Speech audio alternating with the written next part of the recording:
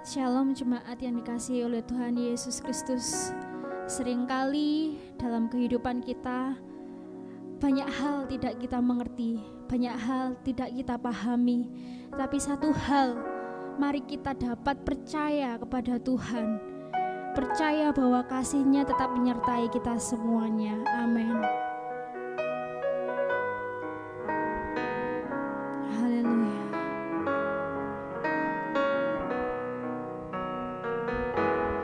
Percaya di saat ku tak mengerti, percaya di saat ku tak melihat, percaya, ku percaya kasih-Mu sertaku, percaya berkat-Mu ada bagiku, percaya tangan-Mu tak lepaskanku, percaya, ku percaya kasih-Mu sertaku, percaya, ku percaya firman-Mu ya dan amin, lampaui segala masalahku, percaya padamu, percaya, ku percaya firman-Mu ya dan amin, lampaui segala masalahku, percaya padamu. Kami percaya padamu Tuhan, percaya di saat ku tak mengerti, percaya di saat ku tak melihat, percaya, ku percaya kasih-Mu sertaku, percaya tangan-Mu ada bagiku, percaya tangan-Mu tak lepaskanku, percaya, ku percaya kasih-Mu sertaku, percaya, ku percaya firman-Mu ya dan amin, lampaui segala masalahku, percaya padamu.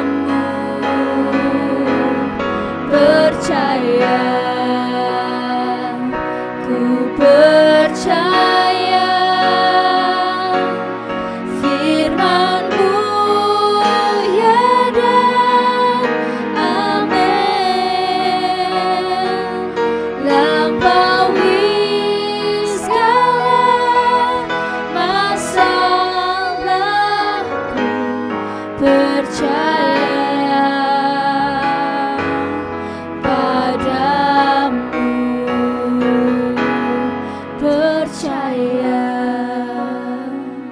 ku percaya firman-Mu ya dan amin, lampaui segala masalahku, percaya padamu, percaya, ku percaya firman-Mu ya dan amin, lampaui segala masalahku, percaya padamu, lampaui segala masalahku, percaya padamu, lampaui segala masalahku, percaya padamu.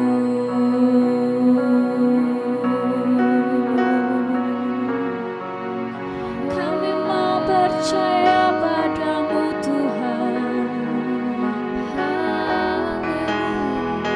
meskipun kami tak mengerti, meskipun kami belum paham Tuhan, tapi kami mau percaya padamu.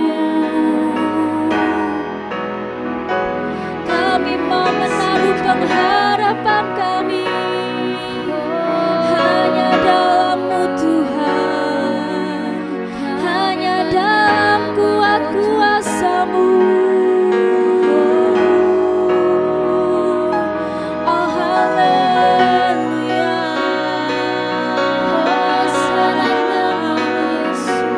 kami percaya Kau besertaku. Oh haleluya,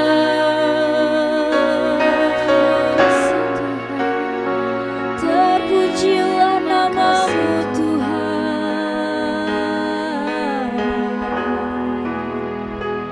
Oh haleluya,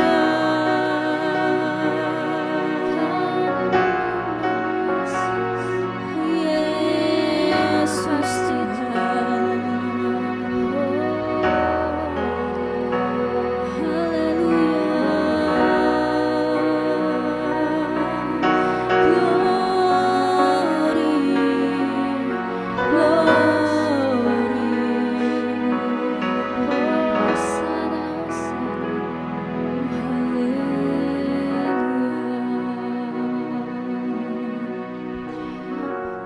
Meskipun kami masih belum mengerti Tuhan, meskipun kami masih belum paham akan rencana-Mu dalam kehidupan kami Tuhan, tapi kami mau tetap mengandalkan Engkau.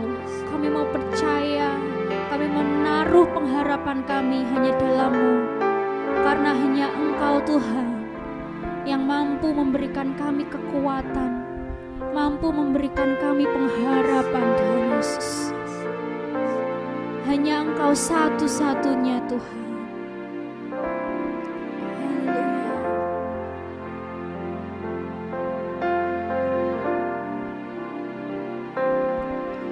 Engkau Tuhan yang setia, waktu-Mu selalu yang terbaik. Engkau Tuhan sandaranku, dan ku hanya kan berharap padamu. Satu-satunya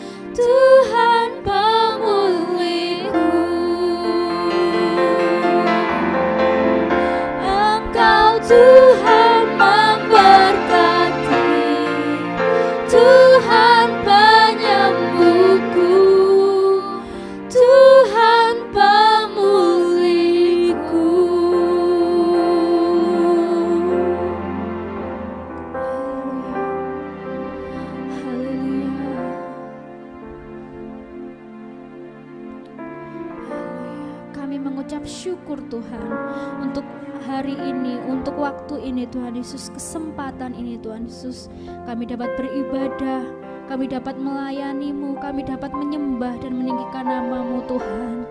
Terima kasih untuk waktu yang terindah ini Tuhan Yesus, kami mengucap syukur. Ini kami segenap jemaat-Mu yang Kau kasihi, kami menyiapkan hati kami Tuhan Yesus untuk kami menerima firman-Mu. Kiranya Tuhan Kau jamah setiap kami, Engkau mengurapi setiap kami supaya firman-Mu Tuhan Yesus dapat bertumbuh dalam hati kami, dalam kehidupan kami. Terima kasih Tuhan, biarlah nama-Mu yang dipermuliakan melalui hidup kami. Kami mengucap syukur dan berterima kasih hanya di dalam nama Tuhan Yesus Kristus. Haleluya. Amin. Salam saudara-saudara dikasihi Tuhan, kita berjumpa kembali dalam ibadah online GPT Home. Mari kita akan melanjutkan pembahasan kita menjadi murid Kristus bagian yang ketiga. Saudara-saudara, di waktu yang lalu saya membagikan kepada saudara bagaimana murid Kristus menjadi murid Kristus itu tidak otomatis. Jadi ketika kita belajar kembali, melihat kembali, merenungkan kembali Yohanes pasal 15, kita mendapati fakta bahwa Tuhan Yesus mengatakan seperti ini, saudara-saudara. Setiap ranting, saya membacakan dalam versi King James, setiap ranting di dalam aku yang tidak menghasilkan buah. Jadi ada ranting yang menempel kepada pokok anggur itu, ternyata ranting itu tidak berbuah. Saudara-saudara, selama ini bertahun-tahun dalam pikiran saya bahwa yang penting itu nempel, pasti akan berbuah. Ternyata saudara-saudara, menjadi murid Kristus itu adalah sebuah proses di mana ketika saudara dan saya bukan sekedar nempel, saudara-saudara, tetapi Tuhan Yesus katakan, aku di dalam kamu, kamu di dalam aku, maka engkau akan berbuah banyak. Dari situlah saudara-saudara kita memuliakan Bapa. Dari situlah saudara dan saya disebut murid Kristus. Jadi kita harus memahami dulu saudara-saudara, memperbaiki, merekonstruksi yang sudah kita pahami selama ini, yang sudah kita terima selama ini.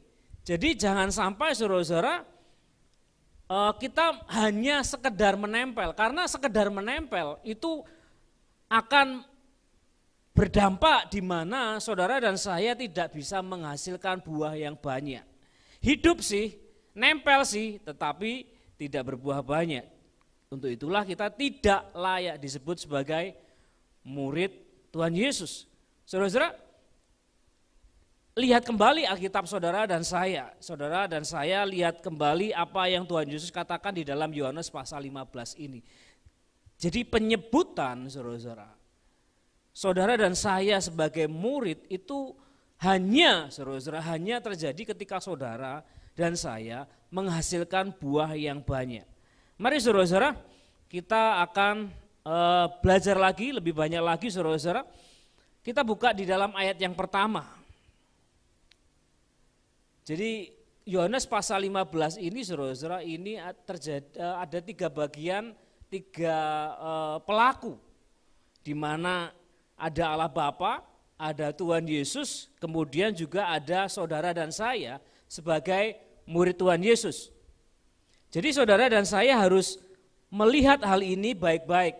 Sebagai murid Tuhan Yesus, sebagai ranting, saudara-saudara, kita harus berbuah banyak. Tapi mari kita belajar dari Yohanes pasal 15 ayat yang pertama, saya akan bacakan dalam versi Amplified.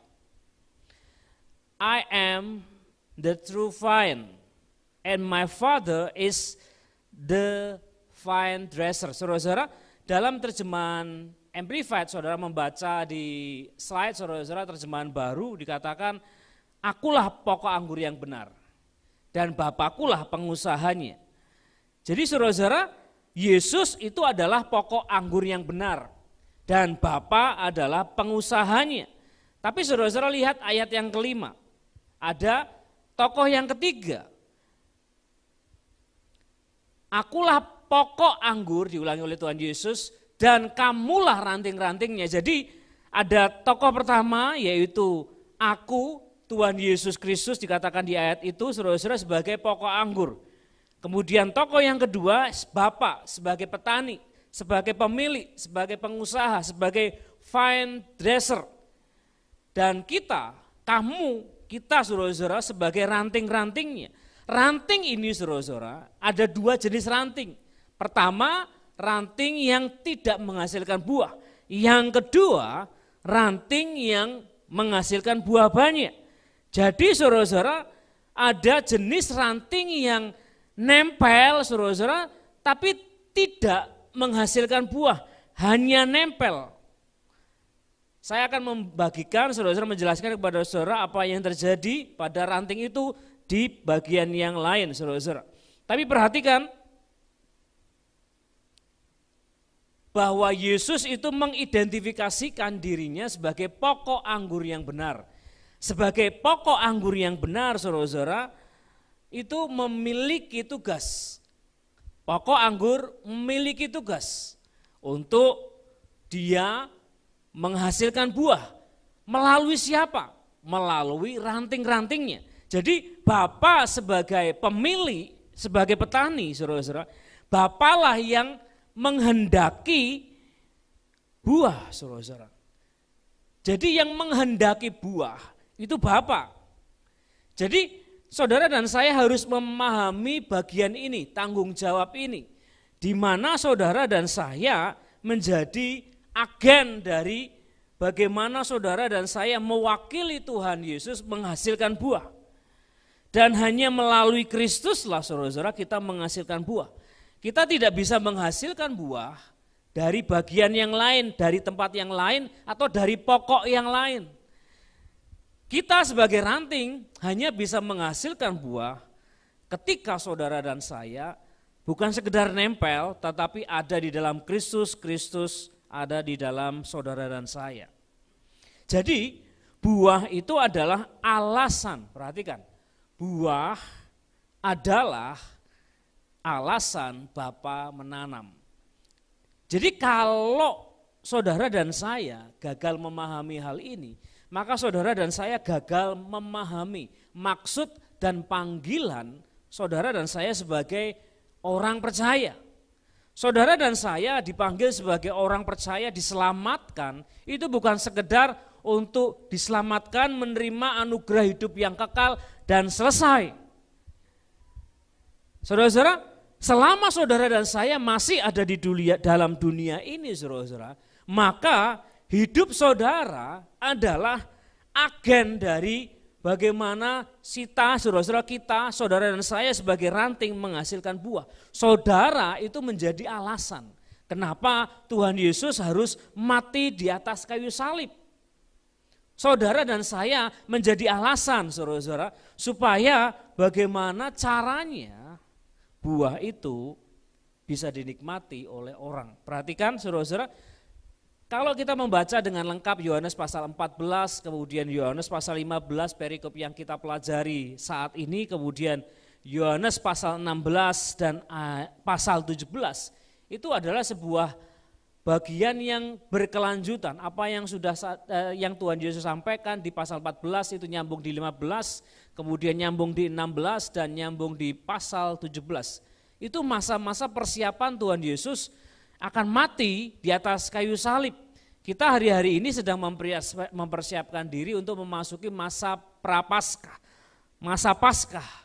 Jadi saudara dan saya sedang melihat bagaimana Tuhan Yesus itu menjabarkan kepada saya dan saudara hari ini saat ini maksud dan panggilan Tuhan Yesus, maksud dan panggilan keselamatan yang ada di dalam hidup saudara. Yohanes pasal 14 ayat 31.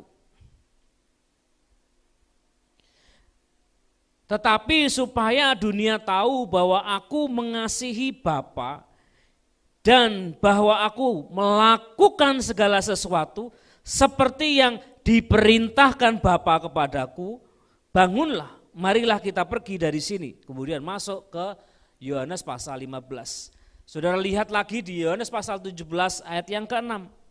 Aku telah menyatakan namamu kepada semua orang yang engkau berikan kepadaku dari dunia. Perhatikan saudara-saudara, Yesus menyatakan nama Bapa kepada orang-orang yang percaya kepadanya, yang diberikan Bapa kepada Tuhan Yesus dari dunia. Kita dipanggil dari dunia, dari kegelapan menuju terang, saudara-saudara. Dan kepada kitalah diberitahukan nama Bapa. Kepada kitalah saudara-saudara disingkapkan siapakah Bapa itu. Mereka itu milikmu dan engkau telah memberikan mereka kepadaku dan mereka telah menuruti firman-Mu. Ayat yang ke-7, sekarang mereka tahu bahwa semua yang engkau berikan kepadaku itu berasal dari padamu. Saudara-saudara, Yesus tidak bisa melakukan apapun juga di luar kehendak Bapa. Jadi batasannya saudara-saudara adalah Yesus hanya melakukan apa yang dikehendaki Bapa untuk Yesus lakukan. Perhatikan, Bapa itu sebagai pemilik, petani, diterjemahkan dalam versi Amplified sebagai vine dresser. Vine dresser itu petani yang bukan sekedar nanam, dia harus menggarap, merawat, dia harus melihat satu persatu manakah pohon dari pohon anggurnya yang dia miliki yang ranting-rantingnya menghasilkan buah dan yang tidak. Karena pokok ini saudara-saudara sebagai pokok dia tidak bisa melepaskan demikian begitu saja saudara-saudara ranting yang tidak berbuah. Yang memotong itu adalah bagian dari Bapa. Bapa harus motong karena dia tidak berbuah, tidak berguna, cuma nempel, numpang hidup, maka harus dipotong. Tapi saudara dan saya sudah dibersihkan oleh firman, saudara sudah mengerti firman Tuhan, maka saudara ketika nempel kepada Tuhan Yesus dan Yesus nempel kepada hidup saudara, saudara menghasilkan buah. Nah, yang Yesus lakukan, itu yang saudara dan saya hari ini lakukan. Katakan amin. Saudara-saudara, perhatikan kembali ayat pasal 14 ayat 31. Apa yang dikatakan oleh Injil Yohanes. Tetapi supaya dunia tahu. Perhatikan, supaya dunia tahu.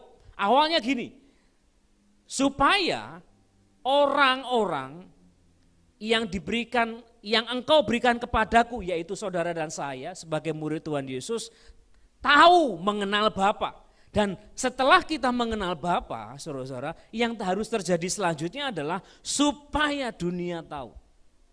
Saudara dan saya itu diutus ke dunia, sama seperti Bapa mengutus Tuhan Yesus. Jadi buah adalah alasan Bapa menanam. Buah melalui hidup Tuhan Yesus adalah alasan Yesus diutus ke dunia. Dan untuk itulah saudara-saudara, Yesus mengutus saudara dan saya ke dalam dunia. Bapa mengutus Tuhan Yesus mengutus saudara dan saya. Pergilah, beritahukanlah. Pergilah, beritakanlah. Pergilah dan jadikanlah semua bangsa muridku dan baptislah mereka dalam nama Bapa. Saudara-saudara yang dikasihi Tuhan. Jadi ada pengutusan yang terjadi. Mari kita buka di dalam Yohanes pasal 5 ayat 19. Injil Yohanes ini memang berbeda dari Injil-Injil yang lain, ada banyak hal yang tidak tercatat di dalam Injil yang lain. Ini adalah sebuah Injil yang khusus. Yohanes pasal 5 ayat 19, maka Yesus menjawab mereka katanya, aku berkata kepadamu sesungguhnya anak tidak dapat mengerjakan sesuatu dari dirinya sendiri. Saudara, mungkin ada yang bertanya kepada saudara, kok ada ayat yang model seperti ini? Berarti Tuhan Yesus dan Bapa itu tidak sederajat. Karena Tuhan Yesus nunggu perintah dari Bapa baru dia kerja. Saudara-saudara, saudara dan saya harus memahami bagian ini baik-baik. Supaya kita tidak disesatkan saudara-saudara oleh pengajaran-pengajaran dari dunia. Allah Bapa, Allah Anak, Allah Roh Kudus saudara-saudara adalah 3 pribadi dalam satu oknum saudara-saudara. 3 oknum dalam satu pribadi. Saudara-saudara, Allah Bapa, Allah Anak, Allah Roh Kudus saudara-saudara itu punya bagian masing-masing. Sebagai Allah Anak, Yesus itu menggambarkan Bapa, menyatakan pribadi Bapa kepada dunia. Supaya dunia tahu siapakah Bapa. Jadi gini saudara-saudara, Allah menyatakan dirinya melalui pribadi Tuhan Yesus kepada dunia. Untuk itulah Tuhan Yesus diutus. Caranya gimana saudara-saudara? Pengutusannya Tuhan Yesus, puncaknya adalah ketika ia mati di atas kayu salib.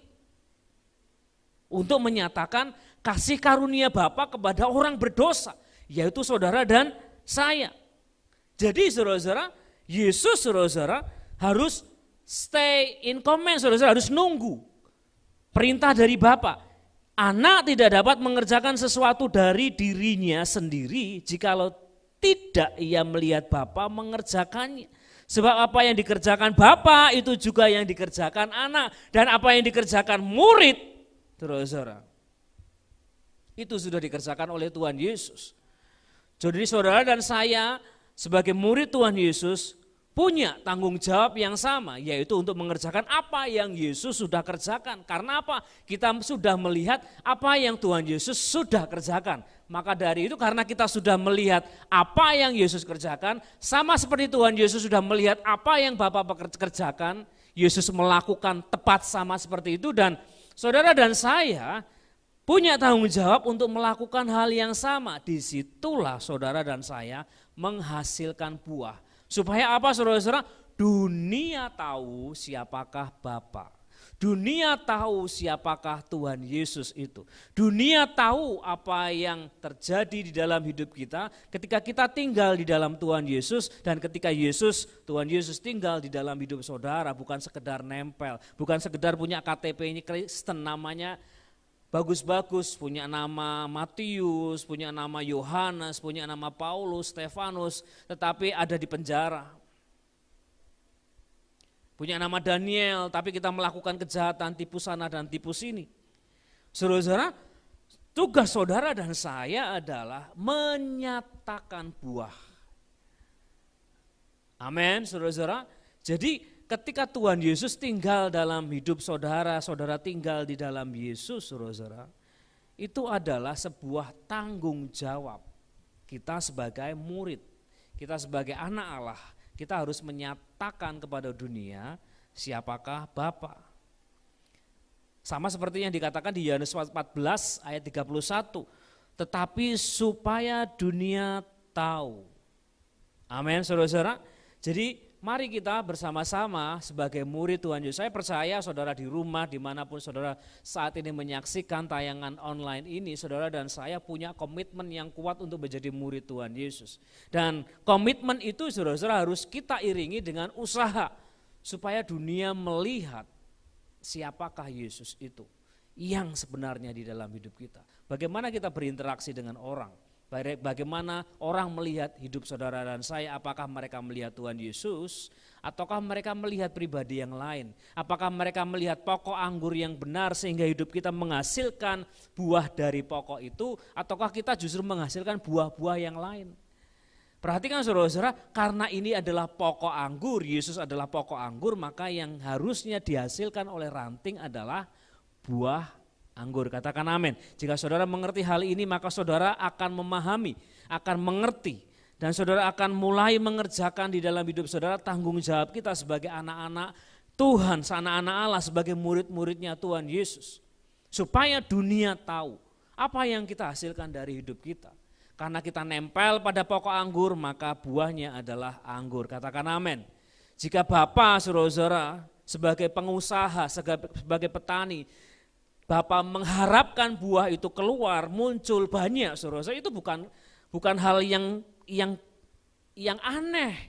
Itu adalah hal yang sangat wajar.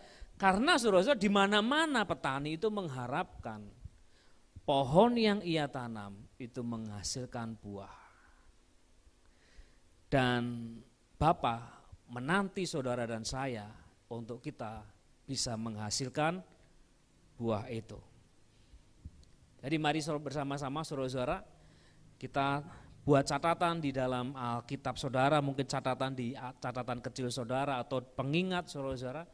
Kita tanyakan kepada diri kita masing-masing, apakah saya sudah menghasilkan buah anggur dalam tanda kutip? Karena saya ranting dari pokok anggur. Ataukah saya justru menghasilkan buah-buah yang lain? Buah kemarahan, buah kedengkian, buah kepahitan, buah perkataan-perkataan yang tidak membangun, buah-buah yang lain. Mari kita tanyakan kepada diri kita sendiri, apakah saya sudah berbuah sebagai seorang murid Tuhan Yesus yang sejati? Mari kita berdoa saudara-saudara. Terima kasih Tuhan, kami mengucap syukur buat saat ini. Bila kami sebagai ranting-ranting itu kami memahami tanggung jawab kami. Bahwa supaya dunia tahu, supaya orang melihat siapakah Tuhan Yesus dan siapakah Allah Bapa yang mengutus Tuhan Yesus. Dan siapakah Tuhan Yesus yang mengutus kami. Terima kasih Tuhan, biarlah rencana keselamatanmu itu juga boleh disaksikan oleh banyak orang sehingga mereka juga boleh menerima kasih karunia yang sama seperti yang kami terima. Mereka mengenal Tuhan Yesus dan hidup mereka diubahkan oleh Tuhan Yesus. Terima kasih Tuhan, terima kasih Kami bersama-sama mengangkat tangan kami kepada Tuhan dan kami mengucap syukur karena besarnya kasih-Mu. Terimalah kasih yang dari Allah Bapa, berkat yang melimpah di dalam pribadi Tuhan Yesus, dan karena penyertaan Tuhan Roh Kudus dari sejak saat ini sampai dengan selama-lamanya di dalam nama Tuhan Yesus Kristus. Kita semuanya percaya, katakan amin.